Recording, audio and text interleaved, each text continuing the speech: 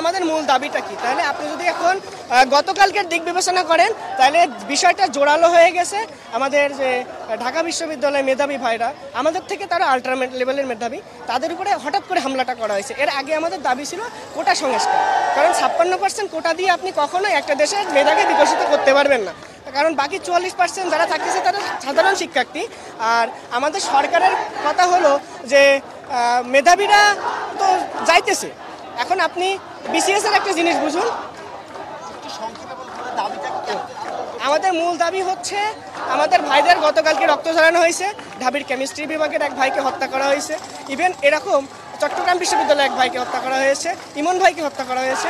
এই ভাইদের কেন হত্যা করা হলো? তাদের মূল দোষটা কি?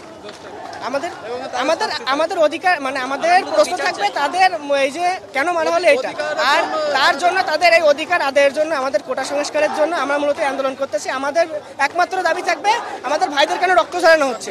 আমরা এখানে আসছি হচ্ছে শিক্ষার জন্য, মেধা বিকশিত করার জন্য, আমরা এখানে রক্ত ঝরাইতে আসি না।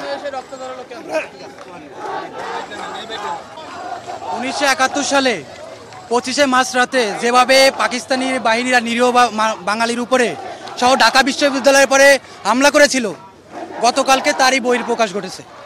যার কারণে আমাদের ঢাবির মেধাবী ছাত্রদেরকে, আমাদের ভাইকে বর্তমান সরকারের যে সহযোগী সংগঠন ছাত্রলীগ, সেই ছাত্রলীগ যেভাবে তাদের উপর হামলা করেছে, আমরা তার প্রথমেই তার তীব্র নিন্দা এবং প্রতিবাদ জানাই। এবং একই সঙ্গে বলতে চাই আমাদের ছাত্রদেরকে, যারা আমাদের ন্যায্য অধিকার দাবি আদায়ের জন্য বাংলাদেশের প্রত্যেকটা জেলায়, প্রত্যেকটা বিশ্ববিদ্যালয়ে আমরা যে যৌক্তিক দাবি নিয়ে আমরা আন্দোলন করছি, সেই যৌক্তিক আন্দোলনের উপর যেভাবে ছাত্রলীগ হামলা করলো, আমরা সরকার প্রধানকে একটি মাত্রায় মেসেজ দিতে চাই, আমরা কিন্তু কোটার যৌক্তিক সংস্কার চেয়েছি, কোটা বাতিল চাইনি।